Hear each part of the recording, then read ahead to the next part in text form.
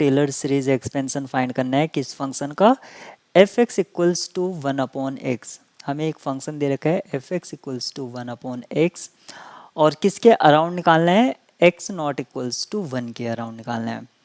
अब ये जो हमें फंक्शन का अप्रॉक्सीमेशन निकालना है, फिर उस फंक्शन की हमें एफ ऑफ 3 फाइंड आउट करना है, यानी कि approximate value of F 3 using Taylor's polynomial, यानी कि जो पॉलिनोमियल हम निकालेंगे उसमें हम 3 पुट करेंगे और हमें कितने डिग्री के निकालना है, n इक्वल्स टू 0, यानी कि कांस्टेंट पॉलिनोमियल निकालना है, फिर लीनियर, क्वाड्रेटिक, क्यूबिक और इसी तरह से आप 5 डिग्री तक फाइंड आउट करेंगे।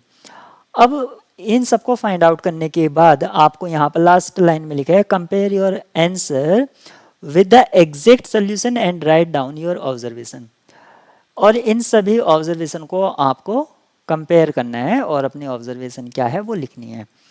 तो ये हमारी जो प्रॉब्लम थी ये हमें समझ में आ गई है। किसी भी फंक्शन को जो कि सफिशिएंट स्मूथ हो ओवर डोमेन, उस डोमेन के लिए हम टेलर्स पॉलिनोमियल फाइंड आउट कर सकते हैं अगर वो डिफरेंशिएबल भी है तो यहाँ पर हमें एक फंक्शन का अगर टेलर्स पॉलिनोमियल फाइंड आउट करते हैं तो उसका स्ट्रक्चर कुछ इस तरह से होता है, इसको आप याद कर लीजिए। F X equals to F X naught plus F prime X naught X minus X naught, इस तरह से स्ट्रक्चर चलता है। और यहाँ पर जो लास्ट में है ये जाई था, एक्स नोट लिखा था, मैंने इसको करेक्ट कर लिया क्योंकि हमें 5 ऑर्डर तक का यहाँ पर फाइंड करना है या डिग्री का पॉलिनोमियल फाइंड करना है, तो आप 6 तक या 5 तक इसका निकाल के रखिए डेरिवेटिव और corresponding values at the point 1, क्योंकि हमें 1 पर ही अराउंड कहा गया है। अब ये जो वैल्यूज थी ये आप जो पॉलिनोमियल था उसमें रख देंगे तो आपको 5th डिग्री का पॉलिनोमियल ये मिल जाएगा। इसी से आप n इक्वल्स टू 0 ये हो जाएगा 1, x माइनस 1 हो जाएगा, जो भी आपको चाहिए वो यहाँ पर है। अब जो f3 है, f3 का जो एग्जैक्ट वैल्यू है वो 1/3 आएगा और इसकी अप्रॉक्सीमेट, क्योंकि ये एक आपका जो है 1/3 एक रेशनल नंबर है, लेकिन इसका डेसिमल एक्सपेंशन क्या है, नॉन टर्मिनेटिंग।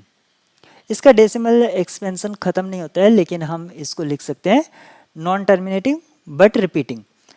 0.33 अप्रॉक्स ये हम वैल्यू ले सकते हैं। अब हम P03 का है 0 डिग्री पॉलिनोमियल और उस पर वैल्यू 3 पर निकालना है। तो P0x हमें क्या है, 1 है, आप यहाँ से इसको देख सकते हैं। अब इसमें अगर आप 3 रखेंगे क्योंकि कांस्टेंट पॉलिनोमियल है वैल्यू वही रहनी है। फिर आपको 1 डिग्री का देखना है, 1 डिग्री का आपके पास क्या आ जाएगा, 1 माइनस एक्स माइनस 1, यानी कि सिंपली आपको x, और जब आप इसमें माइनस एक्स आएगा और जब आप इसमें 1 रखेंगे तो -1 आ जाएगा। करस्पॉन्डिंग वैल्यूज आप निकाल लीजिए। अब आपने सारी वैल्यूज निकाल ली हैं। अब क्योंकि आपको पता है कि जो फंक्शन f3 था, f3 की जो वैल्यू थी वो हमें क्या मिली थी, 0 पॉइंट समथिंग, यानी कि 0.033, और हमें P03 ये क्या मिला था, ये P03 हमें 1 मिला था। तो अब आप इससे एरर निकालेंगे। किस तरह से एरर निकालेंगे, एग्जैक्ट वैल्यू से पॉलिनोमियल वैल्यू को माइनस करके। तो एग्जैक्ट वैल्यू हमारे पास, आपको पहले देखना है P03, और ये P03 जो है इसमें से, क्योंकि पॉलिनोमियल की वैल्यू आई है 3 पर, आप इसमें एग्जैक्ट वैल्यू रखिए। तो एग्जैक्ट वैल्यू जब आप रखेंगे तो आपको सब्ट्रैक्ट करके ये मिलेगा, फिर फर्स्ट डिग्री का पॉलिनोमियल में रखेंगे, फिर ऐसे ही। तो आप यहाँ पर देखेंगे कि ये जो एरर है ये आपकी कम नहीं हो रही है, बढ़ती ही जा रही है एरर।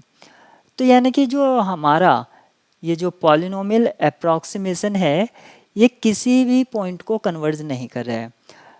तो यहाँ पर ऑब्जर्वेशन में आप क्या कह सकते हैं कि अगर आपको ऐसा पॉलिनोमियल चाहिए जिसकी एरर को हम बाउंड कर पाएँ, आपको एक लार्ज डिग्री पॉलिनोमियल चाहिए होगा जिसकी टर्म्स हो सकता है हज़ारों में हो, लाखों में हो। तो ऑब्जर्वेशन में हमने लिखा है Taylor approximation is not converging to the exact value of f3। आप देख सकते हैं कितना बड़ा एरर यहाँ पर आ रहा है, around x naught equals to 1, क्योंकि जो पॉलिनोमियल है और फंक्शन के वैल्यू जो है एट द पॉइंट सेम होनी चाहिए। So number of terms in the Taylor approximation should be increase to a large number.